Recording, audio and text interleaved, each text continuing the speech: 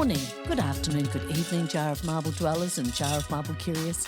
My name is Linda and this is Jar of Marble. And I'm Bob. It's good to see you, Bob. How's things going? Yeah, good, and you? Yes, pretty good, thank you. This week, I'd like to talk a little bit about achieving indifference. Achieving indifference to the past can be a powerful tool for emotional and mental well-being. The past, with its experiences, memories and regrets, often weighs heavily on our present state of mind. Oh, yes, dwellers. Oh, yes. Yeah, I'm really proud of myself today. Oh, yeah? Didn't succumb to the 2 to 5 p.m. nap today. Pulled an all day. It's a big day for me. Congratulations, Bob. Yeah, thank you. We might find ourselves replaying old mistakes, ruminating over missed opportunities, or feeling sorrow for things we can no longer change. How many of us have lost serious time in our lives ruminating over a situation? If we'd only said yes or showed up, or that certain someone, oh God, I've had such a crush on someone and never told them, never acted like I was interested. In fact, I became so less of who I actually was that I annoyed myself. If I'm ever murdered, it will be because I said something absolutely perfect to someone with no sense of humour. Oh, okay. Yeah, I thought about this. Clearly. This attachment to past events can breed suffering, hindering us from fully engaging with the present and pursuing the future with clarity. Well, that's the thing, isn't it? What is, Bob? Specifically what? Well, as you said, you're no longer fully engaging with your life and pursuing your own future. Well, that's right, Bob. True. I did a naughty thing the other day. I replaced a can of air freshener in the church bathroom with an air horn, and now we wait. Such creativity. Yeah, I thought so. Indifference in this context doesn't mean ignoring the past or pretending it never happened. Instead, it refers to cultivating a state of emotional detachment where we no longer let past events dictate our emotional state or influence our behaviour. You make it sound really simple, like easy even. Well, if you've been ruminating for a while, then of course it's going to take time to change that. Everything takes time on this planet.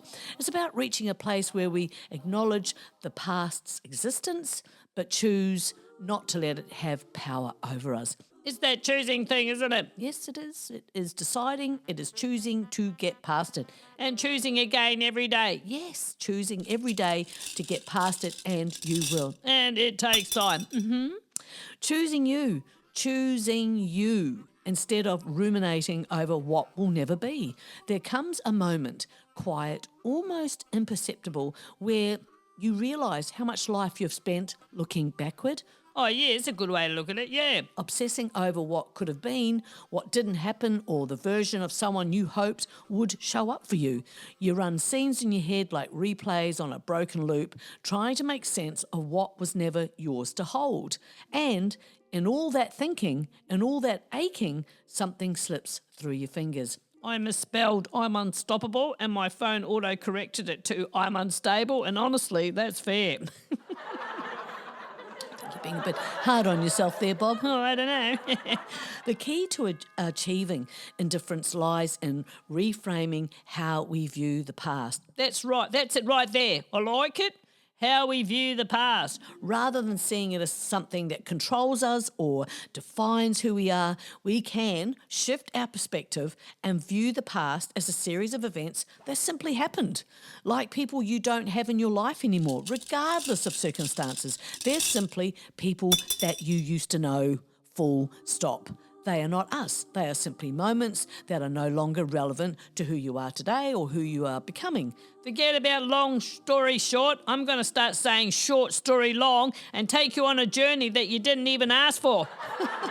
That's all of your stories. Your stories do have side quests. Oh, yes, an unexpected story. I like that. This allows us to stop feeling like victims of time and instead embrace the freedom of living in the now. You make it sound so simple, so easy. A common obstacle in achieving indifference is the emotional attachment we form with our past identities. Okay, then. If we've gone through trauma or difficult experiences, it's easy to identify ourselves through those struggles. Yeah, that's true, actually. Yeah, and so, however, it's important to recognise that we are more than our past experiences. We are constantly evolving and perhaps clinging to outdated versions of ourselves, and this only inhibits growth. Brunch with booze is nothing but a sad late breakfast. Yes, true words there, Bob. True, true. Letting go of the suffering tied to the past requires self-compassion. Got to be nice to yourself, don't you? Yeah, you do. But how so? Well, you've got to give a fig about yourself and aim to do something about it. You've got to decide to make a choice. It involves accepting that mistakes were made, but also understanding that these experiences are part of a larger process of learning. If you're wearing a mask in your car, I'm going to assume it's to control the urge to lick the windows. Yes, it is an interesting sight, yes. Once we release the need to fix the past or dwell in it, or on it, more to the point in this case, dwelling on something, someone from your past, we can free ourselves to get on. Just get on with your today and your future. Practicing mindfulness is another way to nurture indifference to the past. I don't know what it is about the word mindfulness, but it makes me in a bad mood instantly. Does it? Yes, it does. You see, you miss out on you. You miss out on the life that is actually happening, the real conversations, the subtle joy of mornings, the freedom in laughter, the beauty in becoming, all sacrificed on the altar of a future that never arrived or a past that will not change. I have 10 books and you take 5. What do you have? 5. No, that's right, a black eye and broken fingers. Oh, that's a bit rough, Bob. Yeah, that's right. Keep your hands off my book. But here's the quiet truth. You get to choose differently now. Yay, we get to choose. I do love that, mainly because it's true and you said so I guess it must be true. By focusing on the present moment and training our minds to observe thoughts without judgment or attachment, we can reduce the emotional charge that past memories hold. Meditation and mindful breathing techniques can help anchor us in the here and now, teaching us that while the past may have been significant, it is no longer relevant to how we choose to live today. On the event of a natural disaster like a tornado, earthquake or flood, put sausages, bacon and cheese in your pocket so the search dogs find you first. You're welcome. Not bad, actually. Yeah, I thought about this. Ultimately, achieving indifference to the past isn't about erasing it or pretending it doesn't matter. Here we go. It's about creating space for growth and healing by not allowing the past to dictate our happiness or who we truly be, our sense of self. Now, none of this will ring true if you're not ready to be honest with yourself. So many of us live in the past, mainly because we may have thought they were happy days. And maybe not so happy days. Maybe they were, but yes, but you can't go back. You can never go back. Maybe you don't want to go back but are unaware, or maybe you are aware that you do still live there in the past. A part of you, your heart, still lives there. A part of your energy is still back there somewhere, effectively creating a false version of yourself to the world, to your world. Sniblets of thought there. Yes, how things are today can only improve and therefore change if we start looking at today, if we plant ourselves in now. Where do you find yourself? Do you love your life? Visited my doctor today. He told me my sugar was too high, so I came home and moved it to a lower shelf. Moved it to a lower shelf. Jeez, I kill myself. You do that, Bob? Are you resentful? Is it okay to be resentful? It is okay to be resentful. Just make sure you know exactly why and maybe don't stay there for too long. But what are you going to do about it? Well, you probably find that it's linked to the past and you're holding on to all your very good reasons why you are resentful. Since there's only one of me, does that make me endangered or a limited edition? I'd say both, Bob. Yeah, see, I knew it. I bloody knew it. But what part of that, say, in this case, being resentful, what part is solely and wholly about your life today, about you, not that version? When did others become the reason you got out of bed while you actually just neglect your life?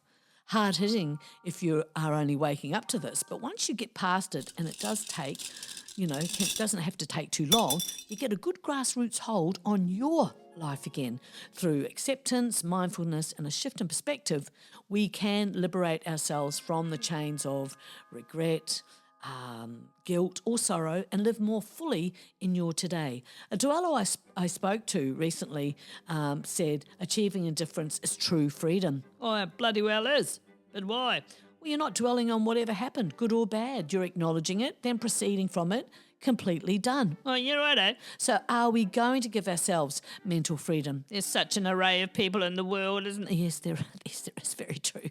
Some folk love telling their horror stories or someone they know and their horror stories. I'm talking about the folk who have no self-worth at all and let their families railroad them into not being available to their own life, in their own life. An example, it was something I was told last week, harrowing story it was. No happy ending? No, none in sight. But my observations tell me that many don't even know that they are victim to it. They've been doing it for so long that that is all they know and all they want to know. How do you know for sure? Well, Bob, when it is pointed out to them or many various suggestions are made that will lead to self-love and self-care, they don't have the time. They'll tell you that they'll do it next week. They'll say they're too busy. And after having that conversation a number of times over years, you do get a very clear picture that they are lost to the programming. Back out, I say. As I get older, I don't sleep anymore. It's more of a doze between pee breaks. It can be just like that. Yeah, I know. So, achieving indifference toward your past and present is not about apathy or resignation. I'm so relieved. Am I relieved? Rather, it's a state of mental freedom. Well, supercalifragilisticexpialidocious. Yeah, I like that. Yeah. So the ability to engage with life without being ruled by regret, nostalgia, guilt, arguing with yourself, anxiety, or even excessive hope. It's the grounded stillness that allows you to move forward unburdened, feeling clear about steps forward rather than emotional sensitivity to the excess. You've got to get your thinking online, don't you? Well, as Carl Jung said, thinking is difficult. That's why most people judge. Oh, that's good. It is, isn't it? So striking that indifference, achieving indifference, I reckon it's get on with what you want to do, or at least start putting a plan in place, or start thinking about what your next steps could be when you can. Because, as Carl Jung was saying, most people judge. They criticise, but they're not thinking about how to make their life better, more meaningful, too busy being judgy, and we know that sort are everywhere. Not unique, just a waste of skin. Yeah, seems like a waste of time. Yeah, it is. It's a waste of a life. Here's how I learned to understand and practically cultivate indifference toward my past and present. Maybe you have too. I'd love to hear your strategies, how you cultivated not giving one shit. Understanding indifference. In this context, indifference means not identifying with past stories or mistakes, not clinging to present experiences, whether pleasurable or painful. Oh, the pleasure. Letting go of judgment and emotional entanglement. Oh, the entanglement. Viewing events as facts, not as defining elements of who you are. This is not nothingness. It's freedom from emotional slavery to circumstances. Hey, raise your head if it's getting harder to tumble out of bed and stumble into the kitchen. Righto, Dolly Bob. If it's indifference toward the past, why is that important? Well, the past is irreversible. Memory is distorted and selective. Oh, boy, is it. Clinging to it can lead to regret, guilt, or inflation of the old ego. I'm at the age where my mind firmly believes I'm 29, my humour suggests I'm 12, and my body possibly died in the Civil War. There are some practical steps that truly, will help you. And they helped me when I started changing and reframing my narrative. Instead of saying I failed or I was wrong, I was ripped off, you can just say that happened, it's taught me something, I'll no longer carry it. Oh yeah, that's a bit better energy. Yeah, it is, Bob. If we have any hope of changing annoying patterns, because once you see them, you can't unsee them. Yeah, that's true. Ask yourself, does this memory serve any practical purpose now? If not, let it go like a little leaf in the wind. I release you. Journal objectively. Science backs this as life-changing. Don't believe it? Research it. Many scientific studies to support journaling. Write past events without emotional labels, just facts. For example, I was laid off in 2021, not I was betrayed and humiliated. Internalize stoic reflection. Use this idea from Marcus Aurelius. The past is gone, The future is uncertain, and all I have is this breath. I believed I could, and so I did. Now I'm wearing an ankle monitor. Yeah. What about indifference towards the present? Why is it important? Yeah, here we go. The present often feels urgent and emotionally charged, doesn't it? Yeah. Anxiety, pride, or impatience can really cloud our judgment. Oh boy, can it? Detachment brings clarity and calm. Don't worry about getting older. You're still going to do dumb stuff, only slower. Yeah. Following practical steps always brings comfort. It's not difficult, and as I say, it's practical. When's the day? Hey, hey. Observe, don't react.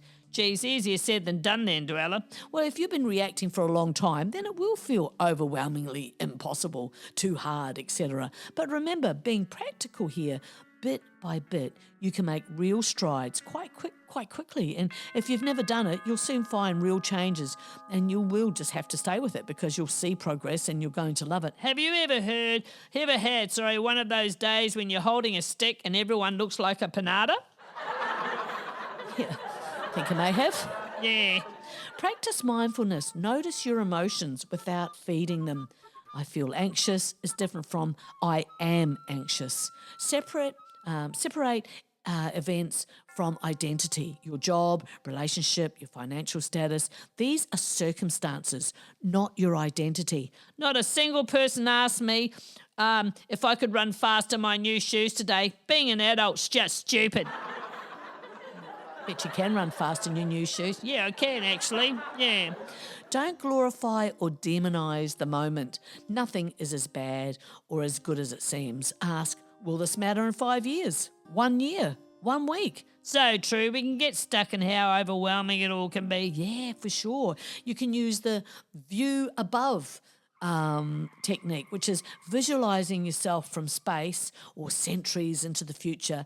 How much does this moment really weigh in the grand scheme? My kids are always accusing me of having a favourite child, which is ridiculous because I don't really like any of them. Nice, Bob. Yeah, that's right. How to sustain indifference daily? Meditation, quietly sitting, just taking quiet time to just focus on breath, that's all, and let thoughts pass like clouds. There are two sides to every story, and then there are screenshots. Very true, I agree. I would also say this, if you've never fought to get your peace back, you wouldn't understand why some of us shut the door at the first sniff of toxicity, hence why indifference becomes your protection. It's not being picky, it's just simply knowing our worth and protecting the happiness we've worked so damn hard for. You know, you can't fix stupid, but you can accidentally back over it with your car. Right. Yeah, just a thought. Thank you, Bob. It's all right. Negative visualization. This is a stoic practice. Briefly imagine losing what you have, your health, your possessions, your people. It fosters gratitude and non-attachment. I've tried this and it is very interesting. It sends a really amazing sort of sensation through your body and mind, and it's always, it's just something different, something else to consider.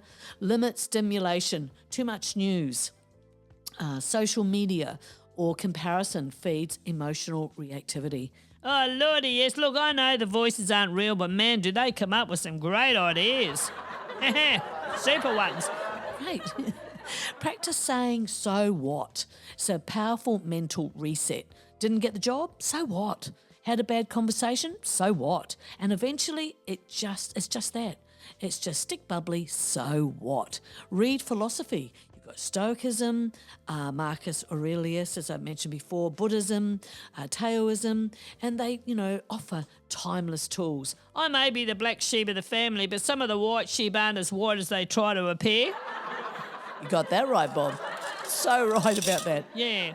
Achieving indifference, the art of not giving a fig. With flair. Yeah, indifference, the zen of modern life, the holy grail of emotional detachment, the ability to sip lukewarm coffee from a cracked mug, stare into the abyss of your overflowing inbox and think, meh. Fart when people hug you. It makes them feel strong. Oh, thanks for that. It's all right. Yep. Master the eyebrow raise of meh. The truly indifferent don't speak often. They communicate through subtle facial expressions. The big one is the eyebrow raise of meh, Which is, a delicate arching of one brow that says, I've heard what you said and I've already forgotten it. I like nod and agree and do what you want anyway. Actually, yes, Bob, yes.